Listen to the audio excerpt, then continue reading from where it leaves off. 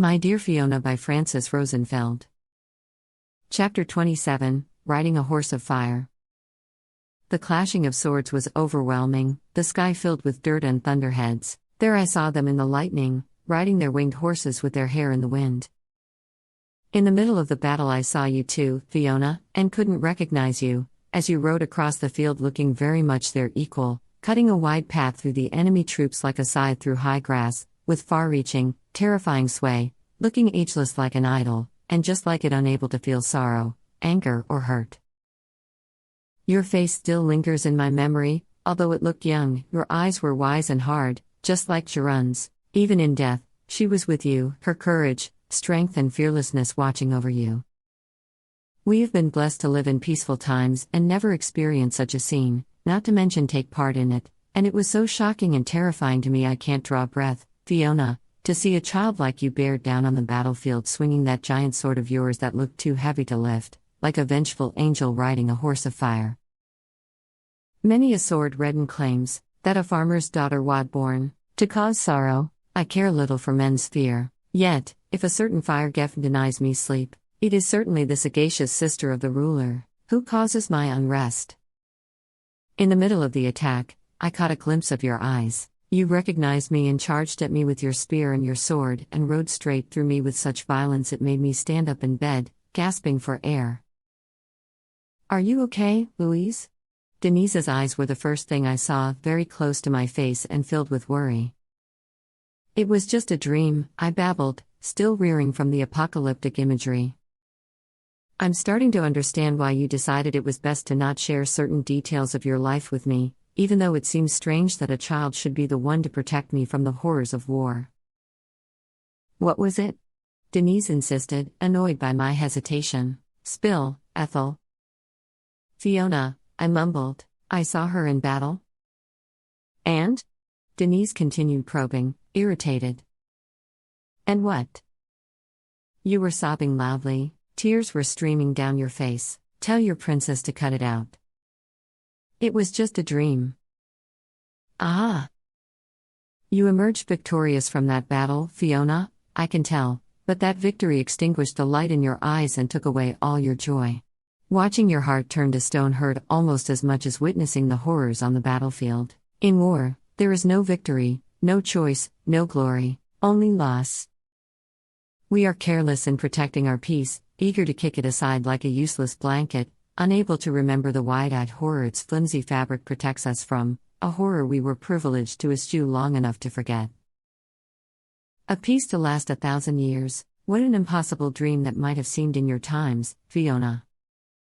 Walking the old stone streets of Kirkwall now makes it hard to imagine there could be anything but that peace, contentment and love. What if it really is as easy as being unable to imagine a future that does not look like that? I am wrapping up my research here, and the more I learn the more likely it seems you lived in the 10th century, and if you were ever brought to Queen, it was to visit and pay your respects, just like me, and it probably felt like an ancient sight to you as well back then. I can only assume you were laid to rest on a long boat, in full regalia, and buried with it, and that I will never find you, hidden as you are under the bluffs of Orkney until such time when the sea might ordains us humans worthy of your story and uses its might to uncover you and return you to us, like it did with so many other of its ancient sites. It is fitting poetry for you to have left this land on a boat, the same way you arrived to it. I'm sure when you embarked on your last journey you were as unencumbered and fearless as you were when you first laid eyes on the green shores of Orkney, and that you met your fate with your eyes open, upholding the dignity and authority of your rank. The more I learn about the islands, the more I realize you shielded your true story from me on purpose, so that I'd keep searching for you and discover their mysteries in the process.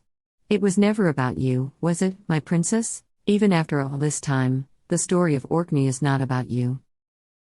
Part historical record, part myth, part oral tradition, the story of Orkney is like a barely scraped palimpsest which records thousands of years, in layer after layer of human habitation, all tied together by the incredible bond its dwellers have to their land and the unexpected beauty of life in the Northern Isles.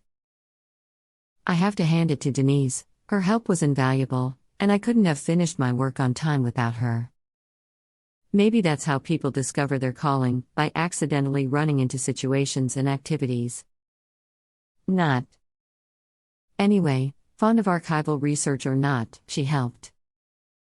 Can we stay over the winter? Please, please, please, Louise, with cherries on top? She asked in her sweetest, most cajoling voice. I don't know, Denise. I kind of finished the work. I'm not sure how I can justify staying here for another 3 months. Please, Louise, for me? They have a storytelling festival. And Northern Lights. Did I mention the Northern Lights? Repeatedly. So, can we stay? Why don't we move here permanently? I joked. Oh, come on, Ethel. What are you worried about? You study ancient bones. I'm sure they'll still be there when you return to the Institute. Don't you want to have any genuine experiences in this life? What would Dad say? Well, no, obviously. What about it? There was no point in trying to get sensible choices out of Denise, or expect her to conform to any social norms. My rational approach was dead on arrival. Hey, can you try to expand that grant to include a study of the souterrains? They're everywhere around Kirkwall. I think I saw one in the backyard of the building behind us. We wouldn't even have to leave the city. I hesitated, so she looked at me with renewed hope. You know, I've become quite interested in doing this kind of research. You have not. I protested in the name of truth. Okay, I have not. Can we stay anyway? I'll help for real, I promise. The magic of Orkney had enchanted my sister, and I kind of felt she would never want to leave. I'll think about it, I reluctantly agreed. Yes, great. Denise bubbled with enthusiasm, scraped together a pencil and a notepad, and started sketching the outline of a story to tell at the festival. Maybe I'll become a writer, you know, or a poet. After all, it seems to be in our blood. If my sister eventually settles on a career and sticks with it, it would feel anticlimactic. The world is full of boring and reliable people like me, who plan, anticipate and act responsibly, but it's people like Denise who make life interesting and exciting, and without whom existence would feel very dull. So I'm going to watch my sister be a writer-poet for a few months until the next exciting project catches her eye. Can we go to the beach? What, now? Why not?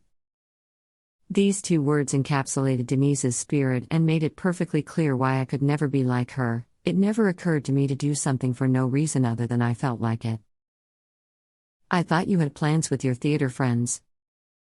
Got cancelled. They went back to the mainland for a couple of weeks. They want to see the Isle of Skye after that. Can we go? I'm going to get whiplash. Fine, be that way. I have to work on my stories, anyway. Maybe I'll write a play script, you know, for when they come back.